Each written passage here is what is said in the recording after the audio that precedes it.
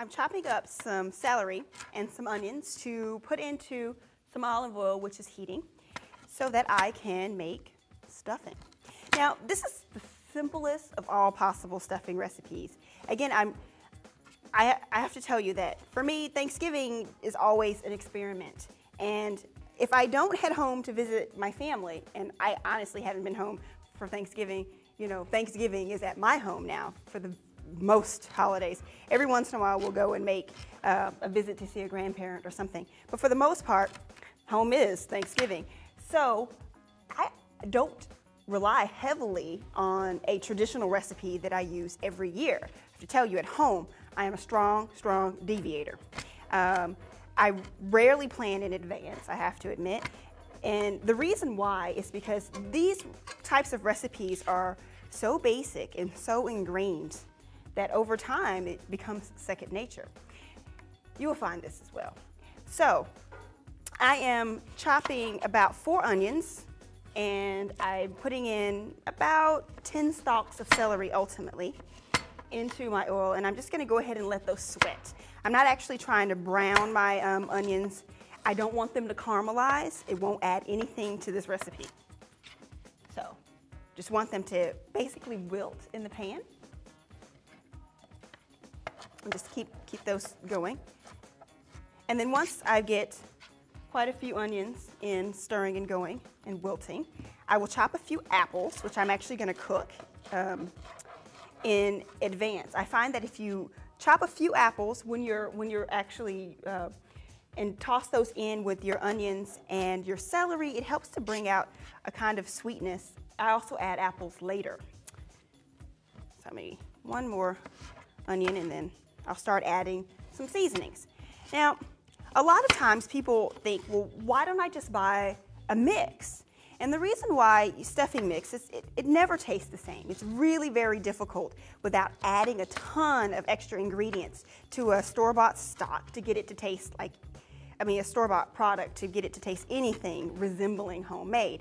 So you end up adding so much stuff that you've pretty much made stuffing from scratch. So might as well do that. All right, so vegetables are in, and I'm gonna go ahead and start letting those cook down. This is really low heat. This is not really the time for high heat. Just go ahead and give it a couple seconds. Let it take its time. It's not gonna like spit at you or get very exciting. It's gonna seem, oh, so boring. But that's fine because you've got other things you can take care of while that's going. So, if you want to use some garlic, chopped garlic, you want to add that in when you add in your celery. I'm going to go ahead and use granulated garlic. They go in at about a teaspoon ratio to a piece. So a teaspoon of granulated garlic is the equivalent of a clove of garlic, and I want to put in 3 cloves of garlic roughly, so I'm putting in 3 teaspoons of granulated garlic. And this is mostly how I cook at home, where it's kind of a kibosh of things culled from memory. But then in all honesty, I tend to cook like 8 hours a day. So this is chopped tarragon. I'm gonna put in 2 teaspoons of that. Okay. I'm gonna add a teaspoon of thyme. Now, some of these seasonings I'm adding in the beginning as I'm cooking them down, and some I'm also going to add in later. And so they'll make a repeat. So if you're wondering why it seems sparse, the seasoning seems a little bit sparse, it's because a few of these things are going to make a repeat. For instance, the pepper will show up again. But I do like the taste of the vegetables to be seasoned. That was a teaspoon of black pepper, and I'm now going to put in half a teaspoon of sea salt. And then we'll be done for our seasonings, and we'll start prepping our bread. Okay, half a teaspoon. Now give that a quick stir. There we go. Let that mix. And then we'll be back to our bread. All right. So, now this is just a plain old loaf of white potato bread. You could use any loaf of bread that you like. If you only eat whole wheat, by all means do that. Here's what you don't want. terribly fresh, I just baked this morning bread. It's a total waste. And the bread actually is better if it's at least a day old. So you can cut the bread if you'd like, if you want, to look nice and neat. I don't really care about that, so I'm just going to rip mine into shreds and just literally going to pull it apart and then dump it into my huge mixing bowl. This loaf of bread was pretty dense. So if you find yourself eating loaves of bread that are really light, you might want to think about 2 loaves of bread because you want the bread to weigh about 2 pounds. This loaf by itself was 24 ounces, I think, so that's 1 pound and 8 ounces. And then I'll add later another half a loaf of bread or so to get that to even out. It'll be nice. And of course, if you're eating a super dense bread, you'll need less. All right, so just continue crumbling.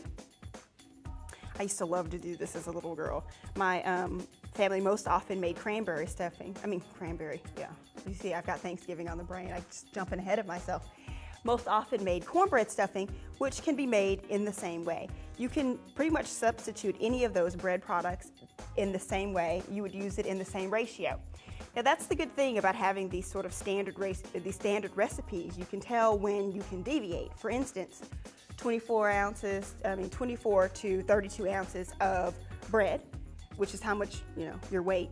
You can do that in cornbread. You can also do that in mushrooms, if you'd like, and just any sort of bread substitute that you would like to use would be fine, just as long as you kept that ratio. Okay, so my bread is all crumbled, crumbly bread. Okay, and I'm gonna add my vegetables right to the top.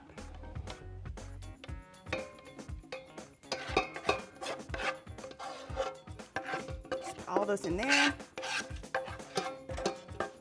There we go.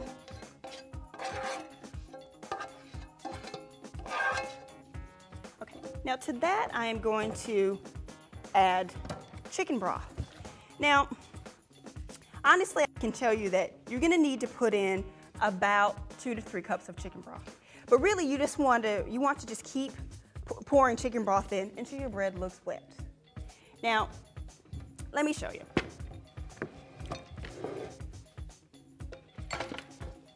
So here's my bread. It's got all kinds of stuff in it. And I'm stirring it around, and I'm just gonna take up pouring some stock. Now, I want to keep going until it's incorporated, and I'm going to stop, give it a little stir.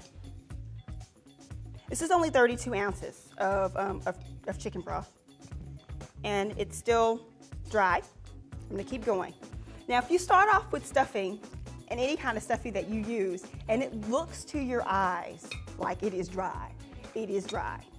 And you're going to have to keep adding stock to it. Even if when you're baking it, if you go to check your stuffing and it looks dry, add more liquid if it hasn't reached the temperature that it needs to reach. Now, at this point I would stop because I'm not sticking my, if I were sticking my stuffing into a bird, I would stop now.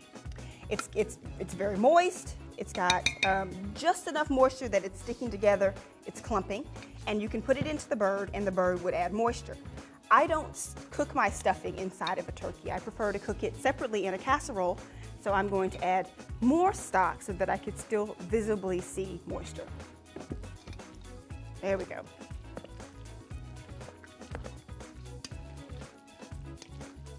And if I leave it alone, a little moisture will kind of creep around the edges. So that's what I'm going to pour into my pan. Now, if you like, at this point, you can add more apples, if you'd like, or pecans, cranberries. You can put in nuts, walnuts, if you'd like. You have quite a range. I sometimes like to throw in some dried cranberries. You can really kind of customize this and make something that is very specific to you and your home, because this is your base. You're very basic. Even if you just cook this off, it would be great. And, who would complain about it? No one. But if you want to keep customizing, well, come along with me, because I'm going to add a few more things to mine that I always put in mine. For one, I'm gonna stick in some sage, a whole lot of sage, a tablespoon. I kind of, even though I don't put any meat in my stuffing most of the time, a lot of people do. And part of that taste that they're getting, it comes from the seasonings that people traditionally put in on poultry. So I want to make sure that I have a lot of those kind of flavors in. So I'm adding some more sage. I'm going to put in a little bit more thyme.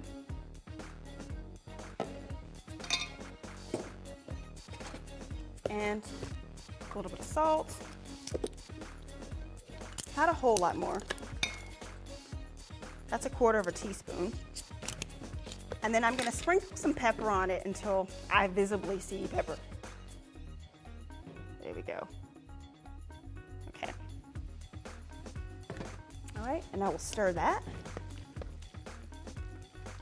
All right, now that's ready to go into my oven. I'm going to bake this at 350 degrees and for about 50 minutes.